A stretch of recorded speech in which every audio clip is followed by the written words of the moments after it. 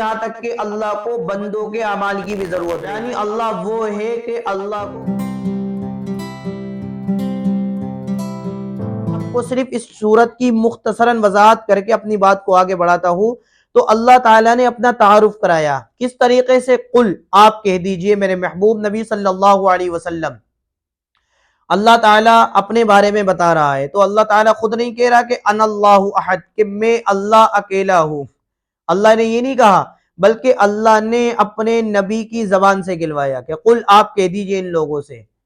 کیوں؟ کیونکہ یہ بھی بتانا مقصود تھا کہ یہ نبی کوئی معمولی آدمی نہیں ہے، یہ اللہ کے نبی ہیں، ان کی نبوت کو بھی بیان کرنا تھا، ان کی رسالت کو بھی بیان کرنا تھا۔ اس لیے اللہ تعالی نے کیا فرمایا کہ قل، میرے محبوب نبی صلی اللہ علیہ وسلم آپ ان کو بتائیے، اللہ احد، اللہ اکیلا ہے، اللہ اکیلا ہے، اللہ الصمد، اللہ بے نیاز ہے، اللہ بے نیاز ہے۔ صمد کا ترجمہ بے نیاز، بے نیاز کا مطلب یعنی اللہ وہ ہے کہ اللہ کو کسی کی ضرورت نہیں ہے، نہ اللہ کو اولاد کی ضرورت ہے، نہ اللہ کو باپ کی ضرورت ہے، اللہ کو کسی کی ضرورت نہیں ہے، یہاں تک کہ اللہ کو بندوں کے اعمال کی بھی ضرورت نہیں ہے۔ انسان جو بھی کام کرتا ہے اپنے فائدے کے لیے کرتا ہے، اللہ تو بالکل بے نیاز ہے، وہ تو اکیلا ہے، تنہا ہے، اس کو کسی کی ضرورت نہیں ہے۔ لم یلد ولم یولد، نہ اس کی کوئی اولاد ہے اور نہ وہ کسی کی اولاد ہے۔ لم یلد ولم یولد، دوسرا ترجمہ یہ بھی کر سکتے ہیں کہ اس نے کسی کو نہیں جنا، نہ وہ کسی سے جنا گیا۔ ولم یکن لہ کفوا احد، اور اس کا کوئی ساتھی نہیں ہے، اور اس کے کاموں میں کوئی شریک نہیں ہے، اور اس کا کوئی ہمسر نہیں ہے۔ تو یہ 4 آیتیں ہیں، لیکن اللہ تعالیٰ نے ان 4 آیتوں کے اندر 4 باتوں کو بیان کیا اپنے بارے میں۔ سب سے پہلی آیت میں قل هو اللہ احد، پہلی آیت میں اللہ نے اس چیز کو بیان کیا کہ جو لوگ ایک اللہ کے قائل نہیں ہیں بلکہ ایک اللہ کے ساتھ بہت سارے معبودوں کو مانتے ہیں، اللہ تعالیٰ نے ان لوگوں کو یہ پیغام دیا کہ بہت سارے معبود نہیں ہیں، بہت سارے خدا نہیں ہیں، بلکہ اللہ احد، اللہ تو اکیلا ہے۔ اللہ الصمد، اللہ بے نیاز ہے۔ اس دوسری آیت نے ہمیں اور آپ کو یہ میسج دیا کہ جو لوگ دوسرے کو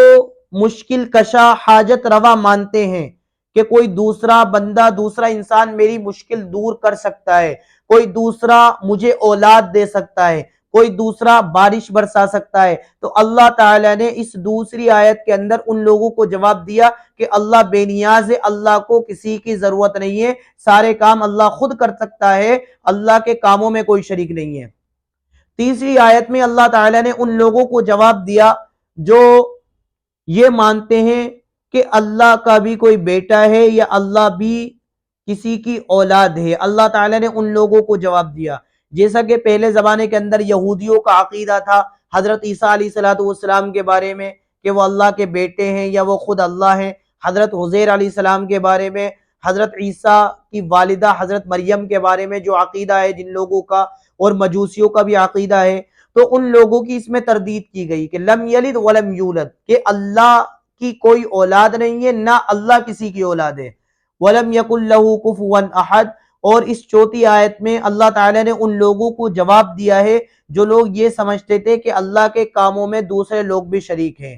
چوتھی آیت میں اللہ نے یہ بتایا کہ اللہ اکیلا ہے، نہ اس کے کام میں، نہ اس کی ذات میں، نہ اس کی صفات میں، نہ اس کی صفات کے تقاضوں میں کوئی شریک ہے۔ تو یہ چھوٹی سی صورت ہے، لیکن اللہ تعالیٰ نے اس صورت کے اندر ہمیں چند باتوں کا حکم دیا ہے، تو لہذا ہمیں چاہیے کہ ان باتوں کو سن کر کے اس صورت پر عمل کریں۔ عمل کی صورت یہ بنے گی کہ اس صورت کو پڑھیں، جتنا ہو سکے اس صورت کو یاد کریں اور اس صورت کو پڑھیں۔ اب آپ کے سامنے اس کا ترجمہ بھی آ گیا، اس کی وضاحت بھی آ گئی، اور یہ صورت کیوں نازل ہو گئی یہ بھی میں نے آپ کو بتا دیا، تو لہذا یہ ساری باتیں ذہن میں رکھ کر کے اس کی تلاوت کریں، نمازوں میں پڑھیں، اور اس کے ترجمے کو اپنے ذہن میں رکھیں، اس صورت سے محبت کریں، انشاءاللہ آپ لوگوں کو بھی جنت مل جائے گی۔ اللہ تعالی عمل کی توفیق عطا فرمائے۔